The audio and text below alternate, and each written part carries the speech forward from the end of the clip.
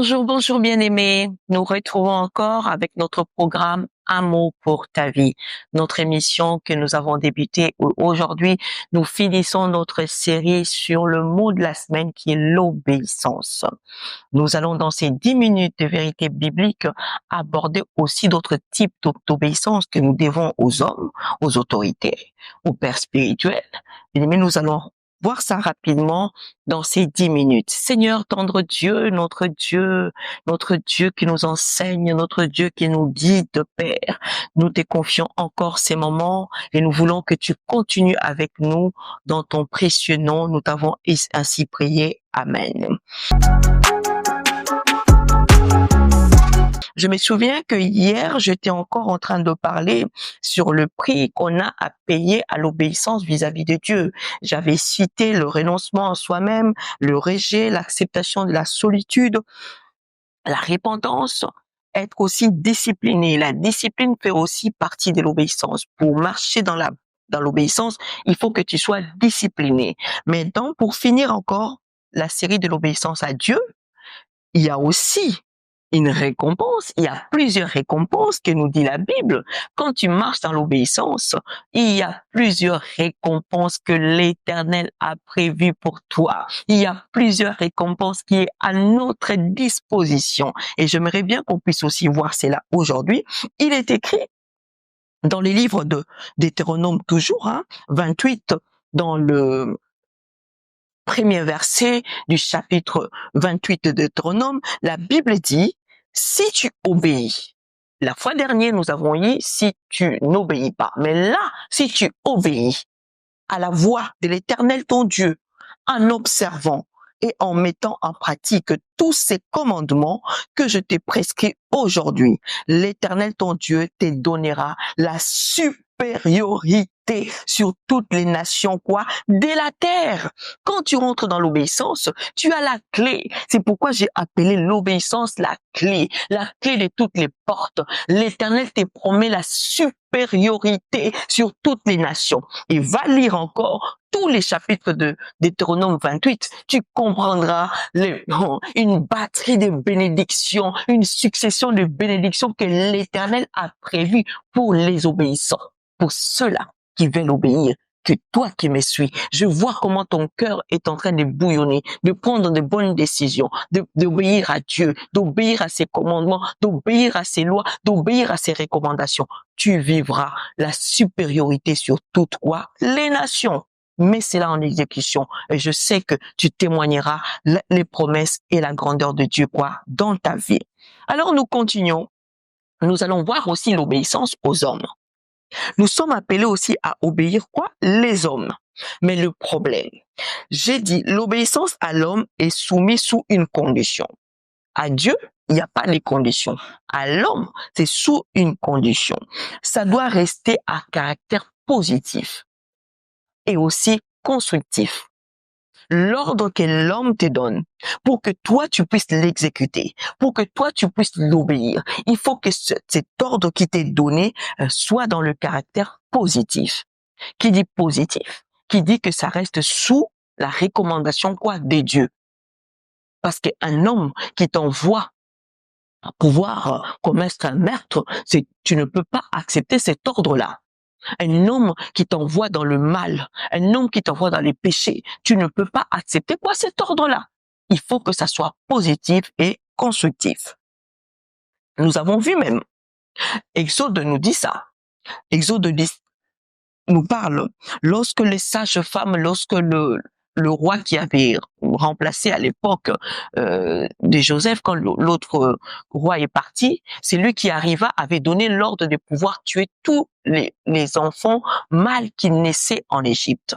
Tous les enfants israélites mâles qui naissaient en Égypte devaient être tués. Mais nous avons vu que les deux sages-femmes, Shipra et Poua, n'ont pas voulu exécuter ces lois-là, n'ont pas voulu obéir à cela. Ils ont obéi à l'Éternel, mais ils ont été aussi protégés. Ce n'est pas que si tu rentres dans l'obéissance des lois des hommes qui vont simplement te déstabiliser. Je me rappelle dans les jours précédents, j'ai dit que l'obéissance à Dieu ramenait une sécurité en nous. Donc, fais attention quand tu obéis quoi? Aux hommes. Ça reste dans un caractère positif et constructif. Il y a aussi, bien aimé, l'obéissance aux autorités. Nous sommes appelés à obéir quoi? Aux autorités. Tu ne peux pas te dire, moi je suis enfant de Dieu, tu arrives dans un pays, tu arrives dans une ville où il y a de lois à suivre, toi tu ne veux pas suivre cela. Non, cela n'est pas bien. Quand on dit, comme tu es là, tu ne peux pas rentrer dans un train sans que tu puisses avoir ton billet, de pouvoir composter ton billet et de rentrer. Toi, tu te dis que non, moi je suis un enfant de Dieu, moi je ne peux pas payer, je ne peux pas faire ceci, moi je vais rentrer comme ça. Non, il y a de lois. Et les autorités de ces pays ont dit, personne ne rentre dans le train s'il n'a pas son billet. Achète ton billet ou va demander à ton frère si tu n'en as pas. Mais ne fraude pas. On ne peut pas venir vivre dans un pays où on doit payer les impôts. Nous, on s'est dit que non, nous, on est les enfants de Dieu, on ne paiera pas les impôts. Oui, c'est compliqué, hein, mais c'est la loi.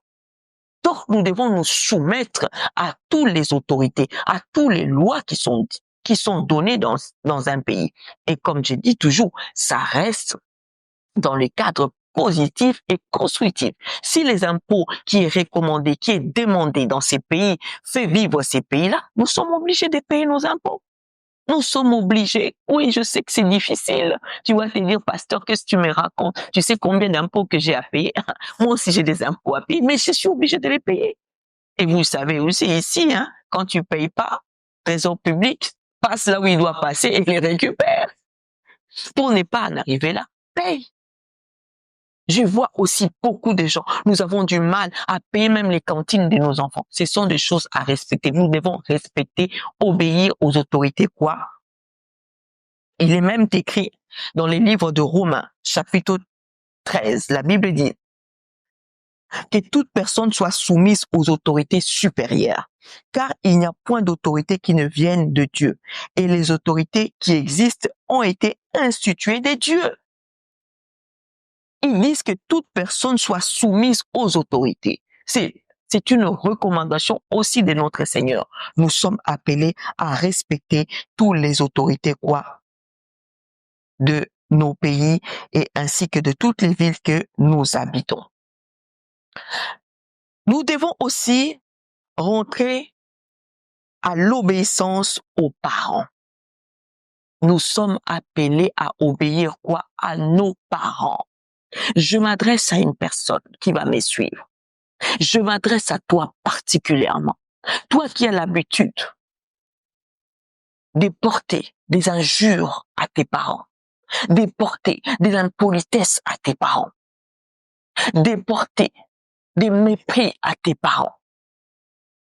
Sache-le que Dieu ne se réjouit pas de toi. L'obéissance aux parents, tant que tout ce qu'ils nous demandent est légal, tant que tout ce qu'ils nous demandent est important, tu dois obéir, quoi, à tes parents. Lisons. Éphésiens chapitre 6, à partir du verset 1. La Bible dit ceci. Enfants, obéissez à vos parents. Obéissez quoi? Obéissez à qui? À vos parents. Selon les seigneurs, car cela est juste. Car cela, quoi, est juste. Honore ton père et ta mère.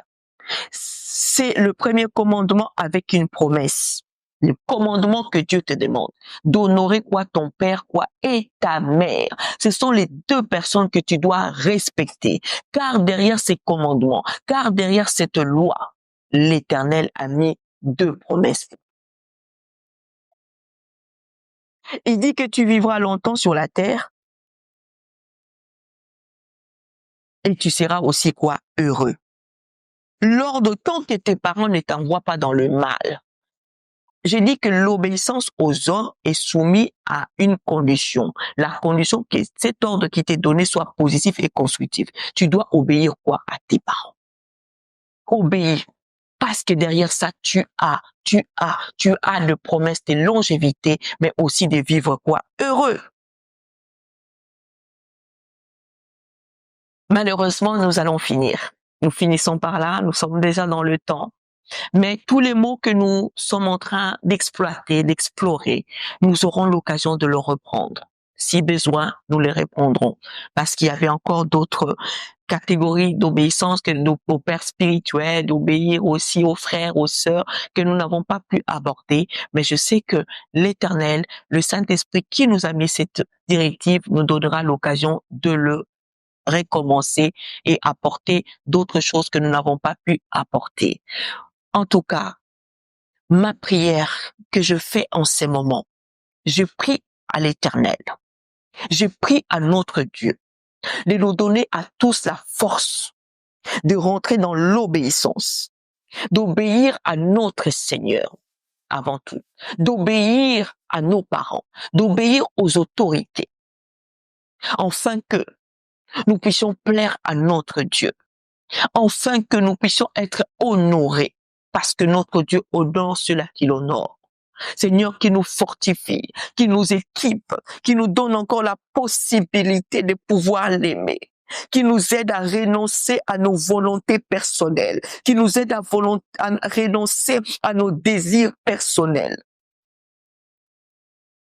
Mais nous voulons exprimer notre amour au travers de notre Dieu en obéissant à ses lois, à ses recommandations et aussi en obéissant à tous les hommes qui nous entourent. Que mon Dieu vous bénisse énormément, abondamment, vous tous qui suivez ces programmes. Je vous invite aussi à vous abonner pour que vous puissiez pas rater. Abonnez-vous sur nos réseaux.